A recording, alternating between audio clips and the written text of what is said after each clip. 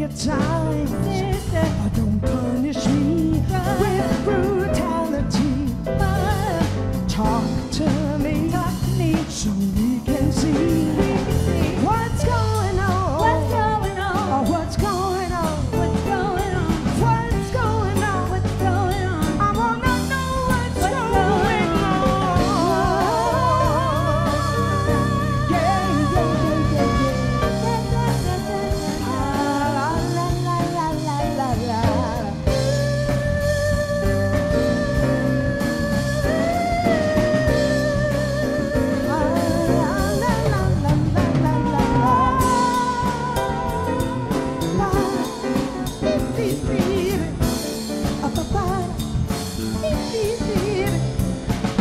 Mother, mother, everybody says we're wrong.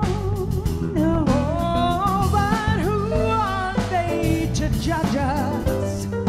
Simply 'cause our hair is short, nappy straight, red, black, blue. Oh, we got to find a way. We got to find a way. Here today, Oh, picket line brother, and picket sign. brother, Don't trouble me brother, with your brutality. Talk to me, and I bet you we can see what's going on. what's going on? What's going on? What's going on? What's going on? Talk to me, and we can see what's going on. What's going on? What's going on? What's going on? What's going on? What's going on? Hey, what's going on?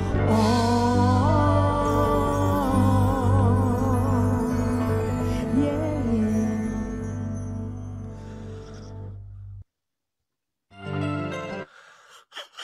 What's going on? Oh my God. Here's what's going on. 18-4.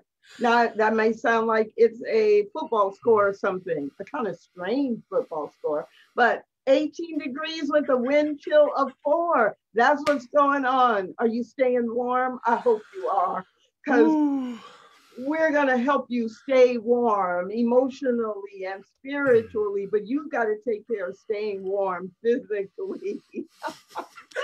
My name is Tracy Brown, and on behalf of Dr. Peter Weldis and Reverend Karen Fry and our entire ministerial leadership team at CSL Dallas, I just want to welcome you to the Valentine's Day, Black History Month, Lunar New Year version of our Sunday service.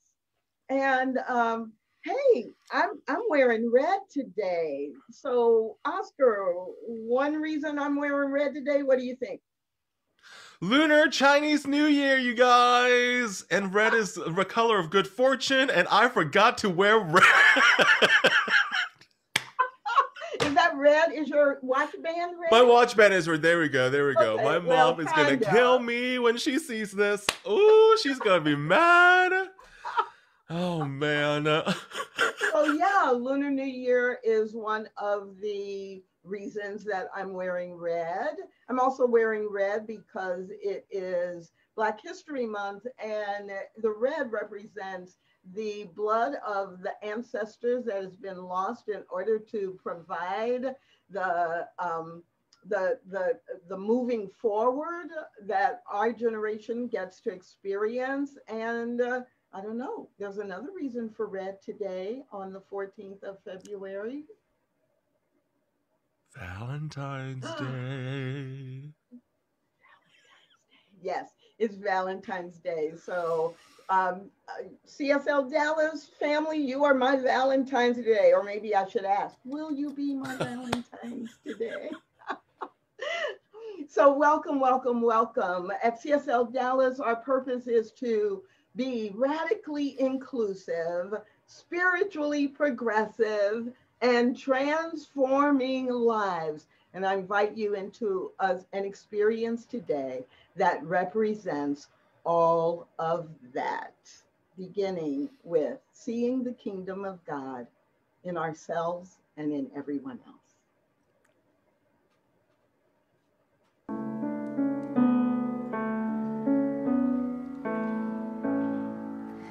I see the kingdom of God in you, moving in everything that you do. No matter what, this will always be true. I see the kingdom of God in you.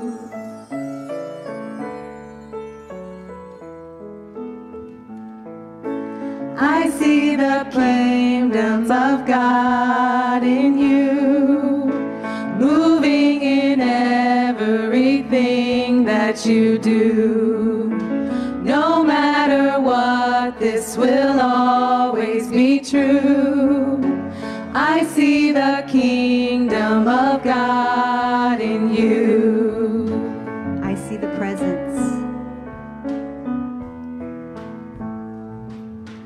I see the presence of God in you, moving in everything that you do. No matter what, this will always be true.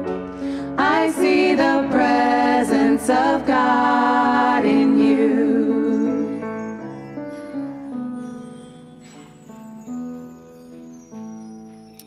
I invite you now to go within, into that still, quiet place. That place where the kingdom resides, and the queendom resides, and the presence resides. Breathing into that place, I remember the truth that that almighty power and presence is in, through, and as me and each and every one of us. The truth that love permeates and penetrates the fabric of my being, the fabric of each of our beings, the fabric of life, the fabric of the globe, the fabric of every person that we see. And I will not be distracted by any condition. For what I know to be true about what is going on here is that life and love are here and now. And it is good. And so as I settle into this strong, quiet, resilient, infinite place within, I know that all is well. I am able to see the kingdom of God in each and every person I meet. I see the love and the light, the peace that passeth all understanding, the beauty and the consciousness. So as we settle in today for this exquisite moment of this eternal now with our great teachers and our life, I rejoice. I call this time so good and blessed, beautiful and luminous, lovely and radiant, filled with God, filled with the presence and the power, and it is good. And with that, I invite us to say together, and so it is. I see the power of God in you, moving in everything that you do. No matter what, this will always be true. I feel the power of God in you.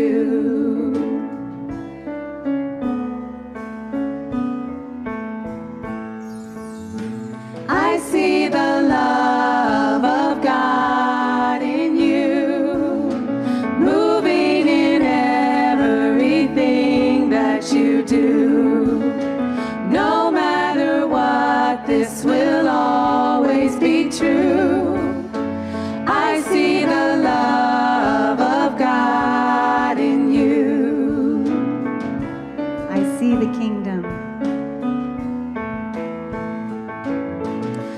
see the kingdom of God in you, moving in everything that you do.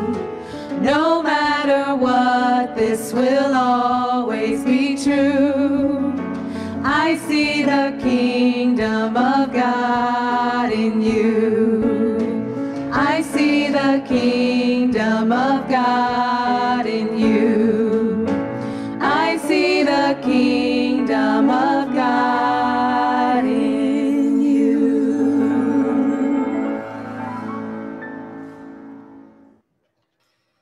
Wow, wow, wow. I love that song. So we have some really, really exciting classes and offerings coming up that Tracy and I want to talk to you about. So first up, starting off, we got Keys to Spiritual Practice starting on February 28th, only on February 28th, from 1 to 3:30 p.m., taught by our own Reverend Patty and the awesome BB Gafour, one of our new practitioners. We love her. Okay, so what is this class about? This class is about exploring and building your spiritual practice. So this is specifically geared towards newer members who are new to Science of Mind or new to CSL Dallas. We invite you to come check out this class. It's super incredible. You can really go deep with two incredible teachers. So check it out.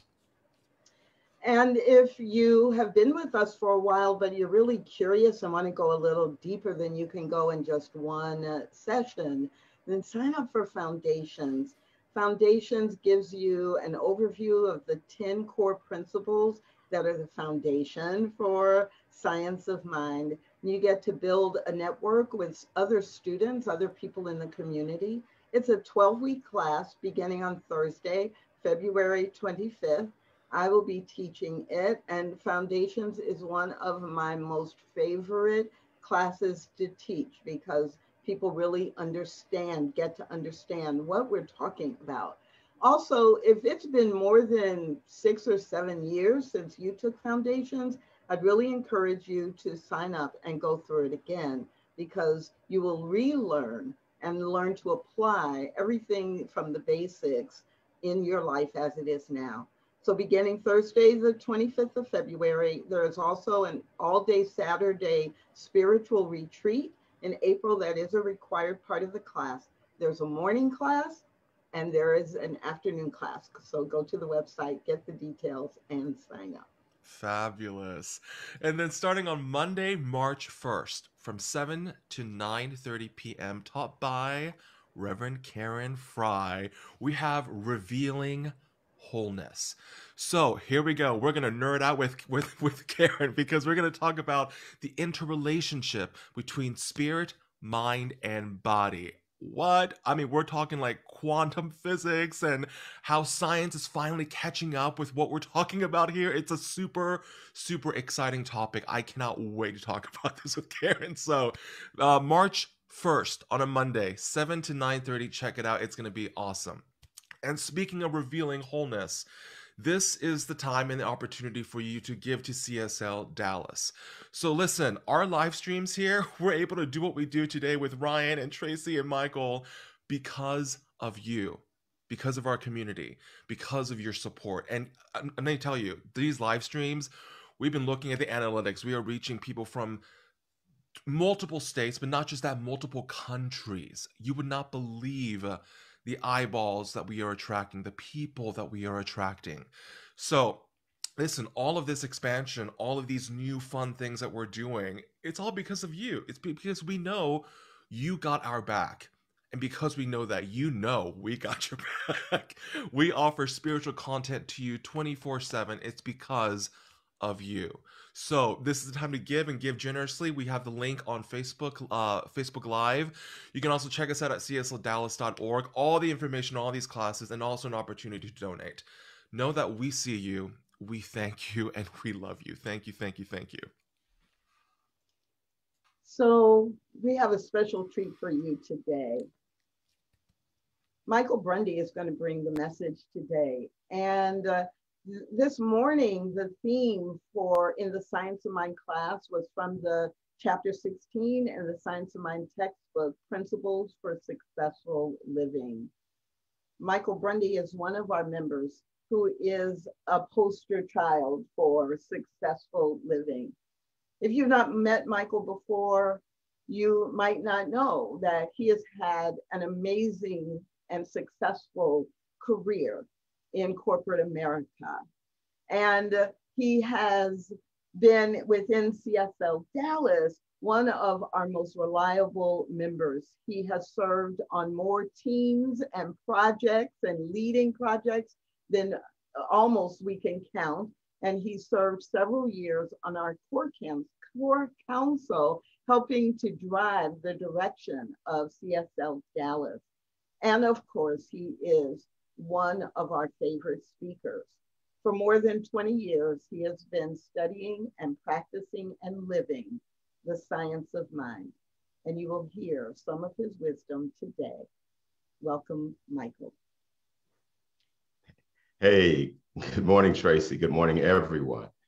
And as I look around and look out the windows, it's February. You know, we're only halfway through the month of February, and it has been a month. It's been a month. It starts off even with the groundhog. The groundhog told us, hey, we're going to get 6 more weeks of winter. And I think the groundhog was right. Not only that, and we're going through a year now, pandemic. And as I watch the folks sing and pray, I remember and miss so much being in the sanctuary and getting the hugs. But that's where we are right now. We just finished the second impeachment. I mean, things are just going wild. But for me, it's also a good month because we're only halfway through the month of February, and every other day, someone in my family's had a birthday, starting with grandfathers and nephews and nieces and sisters and great aunts. And today would even be my grandmother's birthday. She'd be 121. So a special shout out to Mama Jessie for her birthday. So February, interesting time. And our subject for today, especially since it's Valentine's Day and it's Black History Month, it's let your love flow.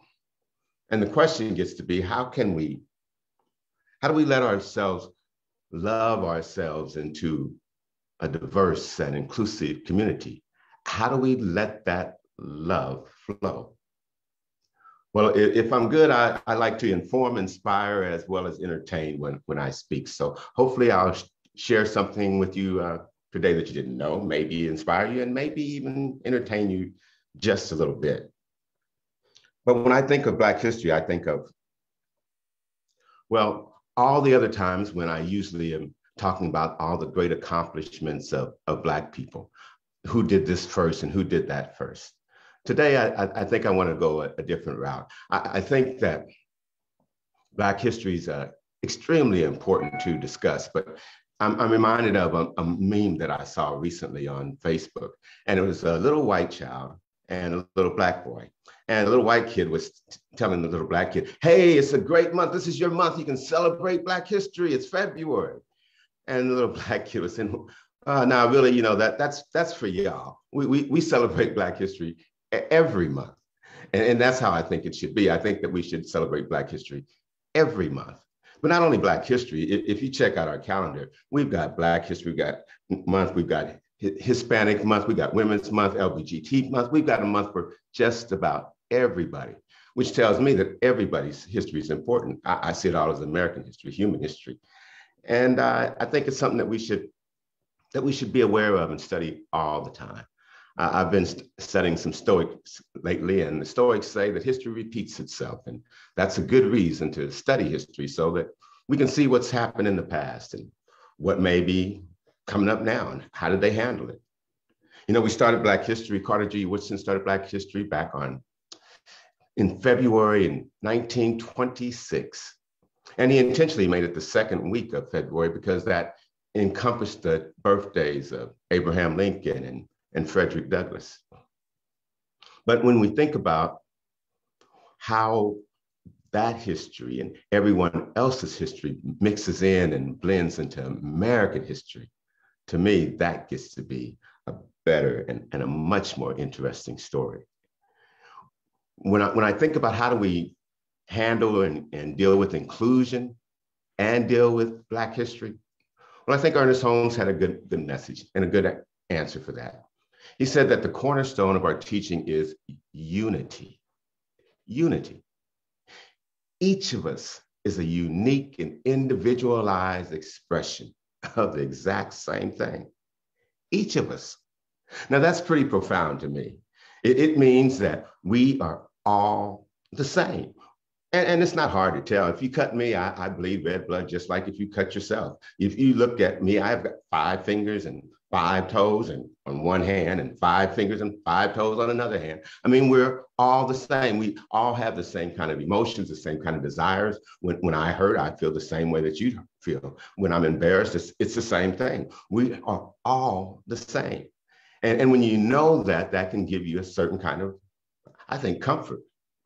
But just like most spiritual lessons, there's a paradox. And the paradox is that we're unique individualizations of that same thing.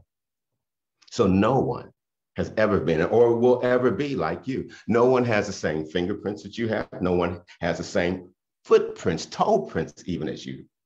You know, we use dental records because no one has the same teeth that you have. No one has the same retinas that you have. So no one even has the same, I mean, the print of their tongue is not even the same. We taste things different. We see things different. We hear things different because no one even has the identical curve of the ear. Even in twins, there's that difference. It is amazing that we are so unique, but yet and still, we are so much the same.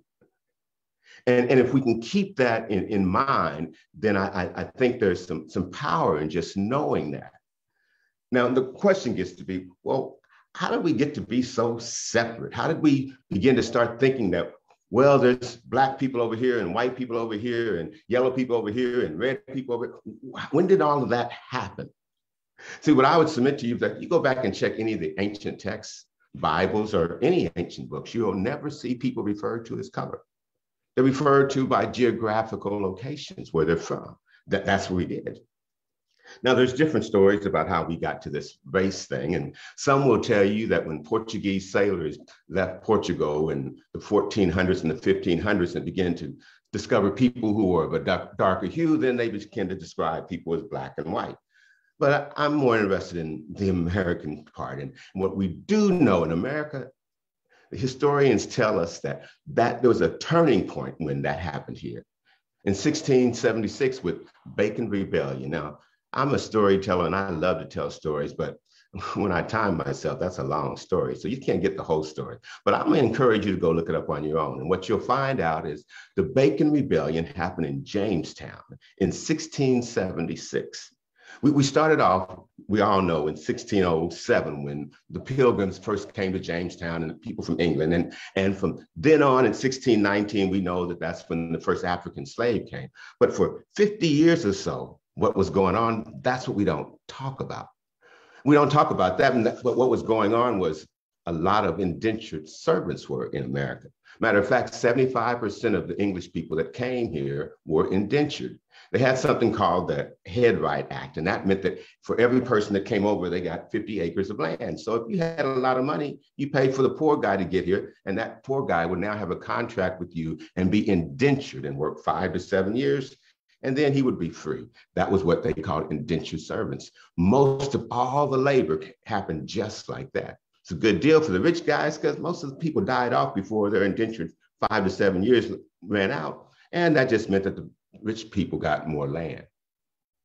Well, to make a long story short, the indentured servants, along with the enslaved Africans, along with free whites and free Blacks that just didn't have much, they all got together and followed this rich guy who wanted to get more land. His name was Nathaniel Bacon. And they had formed a militia, burned down Jamestown, massacred a bunch of Indians, and just took things over. Well, unfortunately, Mr. Bacon died a month later. England sent in the warships and put down the rebellion, and things changed. From then on in America, we began to import more Africans for slaves, and we had less people come for indentured service. Right then, we started in Virginia having laws that would separate Black people from white people, and that would determine that Blacks would be slaves perpetually And all of a sudden we had what we now call chattel slavery. It was in somebody's interest to separate people, to divide those people, to make those white people think that they were a little bit better than those Black people, and not have them come together and fight together and work together or even play together. And consequently, we have that divide. Now, if you want to know more about that whole thing, I'd suggest that you read a new book called The Caste by a lady named Isabel Wilkerson. It's a fantastic book, and she talks about how we live in that kind of divided society where we each know our place and other people even try to keep us in our place. That's the division. That's the exclusion of others. She has a metaphor for where we find ourselves right now. And she says it's sort of like inheriting an old house. So we've all inherited this old house, and this old house has some cracks in the walls, some bad foundation. The walls wobble a little bit, maybe some leaks in the ceilings. It just ain't all together. It has some issues. Now, none of us are responsible for any of those issues. We didn't cause any of those things. That just came with the house. We inherited the house. But we all have a responsibility to change that house, to make it better, to make it different. That's the same thing with this system that we've inherited. We all have the responsibility of making it better, doing our part. And I say that the way that we do that is by letting that love flow. And you let the love flow when you play together, when you work together, when you just have a good time together. I have some strange examples of how our society seems to play together and work together, and how it really works. My older sister, Becky, came to me a while back, and she wanted to meet up with my financial planner to talk about how she could move some funds out of one account to another account, and she wanted to make all these changes, and she thought that my guy would be a good person to work with. I introduced her to my financial planner, Bill, and later Becky was just blown away about how good the service was and how easy it was to move the money from this account to that account. Now, Bill is really pretty good, but what I didn't tell Becky is that the reason it works is because of, the FDIC. The banks have a deal that says that they will work together and play together. So if you give me your routing number and your accounting number, hey, I can move money from here to there and back and forth. Banks do it all the time. Society works better that way. I worked in the phone industry and in the telecommunications industry. We used to have a monopoly on things, and the Bell system would have all the services, all the phones. But when they started having a little competition, then people would want to go to another carrier. Well, then they'd have to get a whole new phone number, and that would mean you had to change your correspondence and tell your friends your new number, all that kind of stuff. And it wasn't good for either the customers or the carriers. The companies got together and decided that they would do something called porting your number. So now you can take your old phone number with you to wherever you go, and you can go all over. Turned out to be good for the customers, good for the carriers. Something special happens when we work and play together. That's how it works. My best example of that probably is my mom. My mom has 6 kids, and she treats each of them individually special. And all of us are the same. We're all her children, but each of us are different. And no matter what I do and how hard I try, I can never get her to say one of my brothers or sisters did something wrong. She never goes for it. And I've been trying this stuff for 60 years, and she still will not fall for it. She will never get into an argument to say, oh, no, Joan is bad, or, oh, Joey did this. She just won't do it. And I'm sure if she wouldn't do it with me, then she doesn't do it when they try to get her in that same position.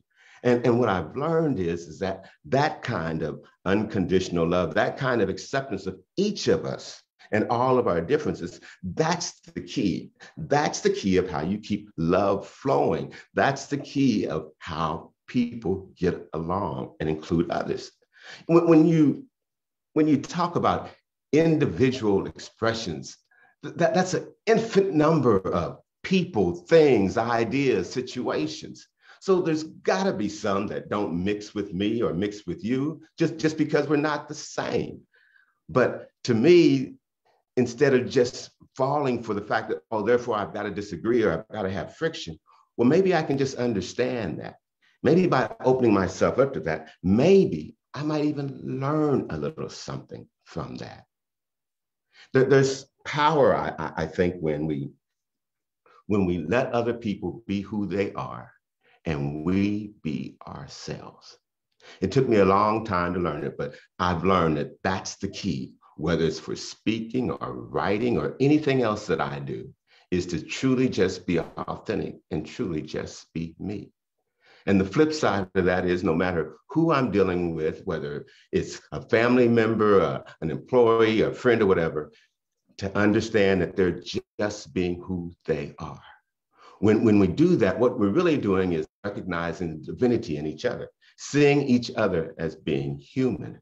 And when we see each other as being human and being divine, it's hard to hurt somebody that you recognize that divinity in. That's one thing I think even now with the pandemic and it's not being able to get together and doing a lot of social media, social conversations, you know, people come up and say things on Facebook or on Twitter that they would never say in front of you live. You know, I'll just be honest with you. If I might disagree with you, but you might be big and you might hit me in the nose and I'm not going to say something offensive. I'm going to stop and think about it. Or that just may be one aspect of your character. And I may want to get a chance to know you better. You may be a pretty girl and I don't want to offend you and I may just hold back.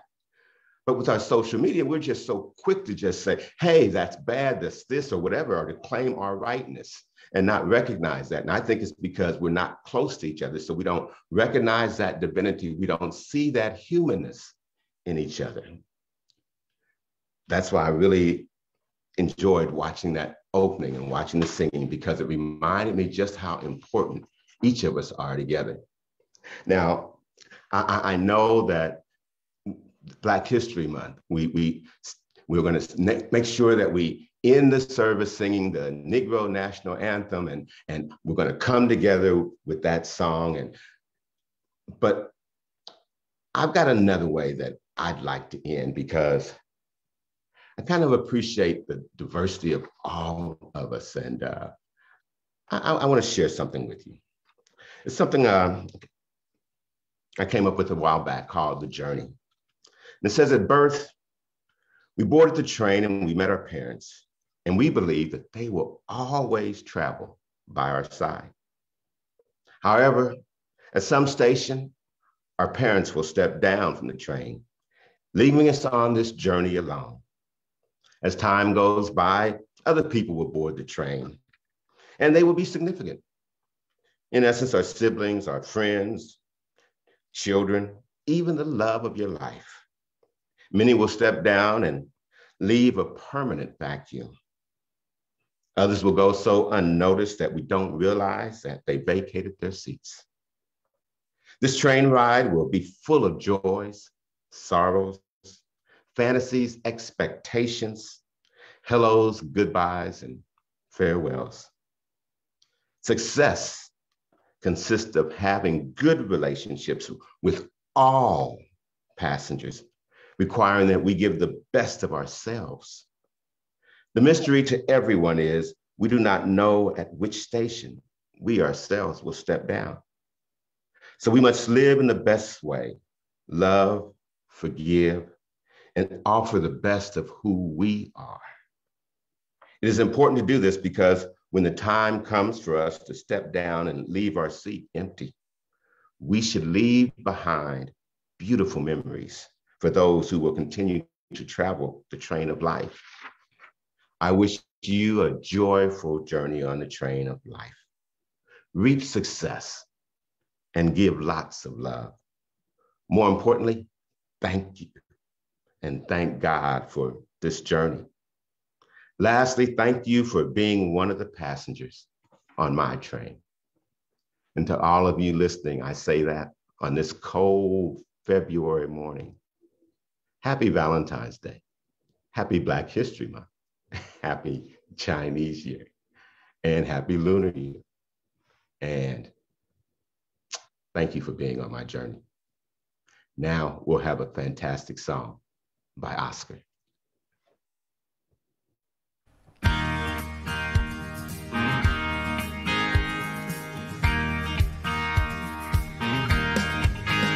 There's a reason for the sunshine sky. There's a reason why I'm feeling so high. Must be the season when that love light shines all around us. So let that feeling grab you deep inside. Send you reeling where your love can't hide, and then you steal it through the moonlit skies with your lover. Just let your love flow like a mountain stream, and let your love grow with the smallest of dreams, and let your love show. And you'll know what I mean, it's the season. Just let your love fly like a bird on the wing, and let your love bind you to all living things, and let your love shine. And you know what I mean, that's the reason. There's a reason for the warm sweet nights. There's a reason for the candlelight. Must be the season when those love lights shine all around us. So let that wonder take you into space and lay you under its loving embrace. Just feel the thunder as it warms your face. You can't hold back. Just let your love flow like a mountain stream, and let your love grow with the smallest of dreams, and let your love show. And you know what I mean, it's the season. Let your love fly like a bird on the wing, and let your love bind you to all living things, and let your love shine. And you know what I mean, that's the reason. Just let your love flow like a mountain stream, and let your love grow with the smallest of dreams, and let your love show. And you know what I mean, it's the season. Let your love fly like a bird on the wing, and let your love bind you to all living things, and let your love shine. And you know what I mean, that's the reason. Let your love flow. Oh, thank you. Thank you, Michael, for that amazing message and that reminder that we are all passengers on the train of life together. And Oscar, like cementing that with how important it is for us to let the love flow. So I invite you to let the love flow with me as we center ourselves in prayer. I breathe in this very moment, this breath, and I remember that it is the breath of life. It is the breath of all life. That the creator of life has created life in an infinite number of forms, shapes, sizes, types. And each one within the sound of my voice is a unique example of life. Life expressing, life expanding, and life evolving. But there is only one life, and it is the life of unity between and among all of life. Ernest Holmes reminds us, from one come many, all come from the one, and all live in and by the one. From unity comes multiplicity, but multiplicity does not contradict unity. So from the Bacon's Rebellion to today, from the beginning of time to the year of the ox, from physical birth to physical death, the cycles of life are our opportunity to let love flow. I'm so grateful for this opportunity to be an example of life, to be an expression of life.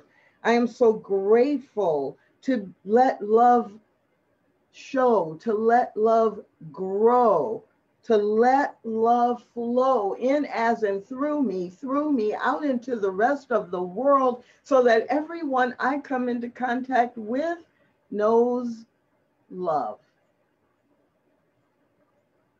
I'm grateful to celebrate Valentine's Day. I'm grateful to honor Black history throughout this month. And I am grateful to recognize in this season of the Lunar New Year that it's another opportunity to start afresh and be an example of love.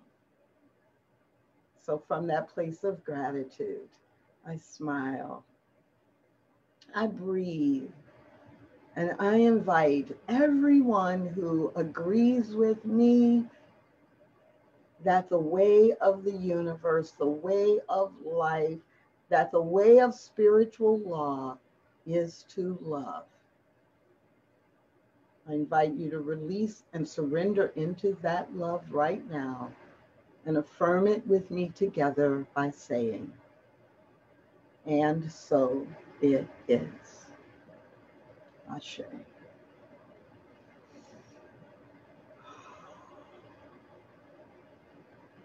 Breathing that in, I just want to remind you that as we move to close the service today, we have opportunities for you to let love flow.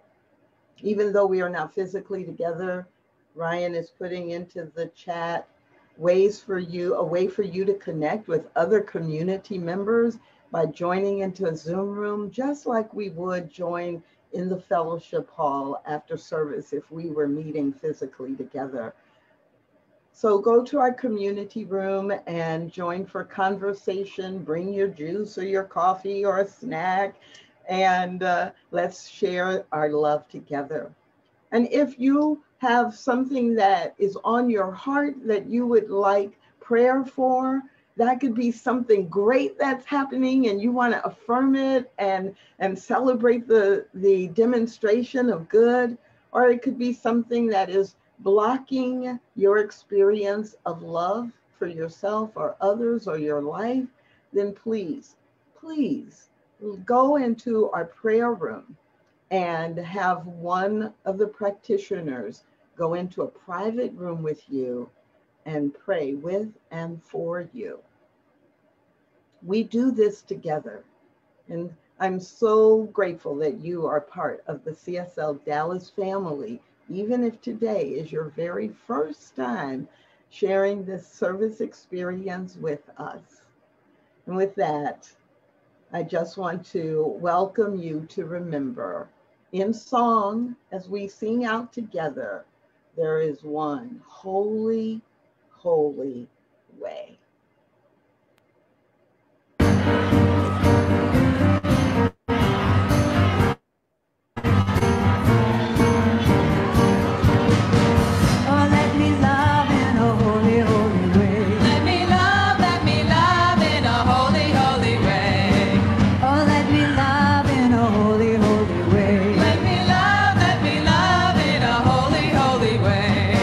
Oh, let me know that love is